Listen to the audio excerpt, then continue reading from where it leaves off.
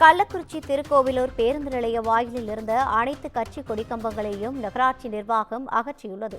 மேலும் இதுகுறித்தான கூடுதல் விவரங்களை வழங்குவதற்காக நமது செய்தியாளர் இளையராஜா இணைப்பில் இருக்கிறார். வணக்கம் இளையராஜா, கூடுதல் விவரங்கள். வணக்கம் ரவீனா. தமிழ்நாடு முழுவதும் பொது இடங்களில் வைக்கப்பட்டுள்ள அரசியல் கட்சிகளின் கொடிக்கம்பங்கள் மற்றும் கல்வெட்டுகளை ஏப்ரல் 21 அகற்ற வேண்டும் என உயர்நீதிமன்ற மதுரை கிளை கடந்த சில மாதங்களுக்கு முன்பு உத்தரவு பிறப்பித்தது. இந்த நிலையில் கள்ளக்குறிச்சி மாவட்டம் திருக்கோவிலூர் பேருந்து நிலைய நுழைவாயில் வைக்கப்பட்டிருந்த அனைத்து அரசியல் கட்சிகளின் கொடிக்கம்பங்கள் அமைக்கப்பட்டுள்ள கல்வெட்டுகளில் கடந்த சில வாரங்களுக்கு முன்னர் கொடிக்கம்பங்களை அந்தந்த அரசியல் கட்சி நிர்வாகிகள் நீதிமன்ற உத்தரவிற்கு இணங்க அகற்ற வேண்டும் என திருக்கோவிலூர் நகராட்சி சார்பில் நோட்டீஸ் ஒட்டப்பட்டது.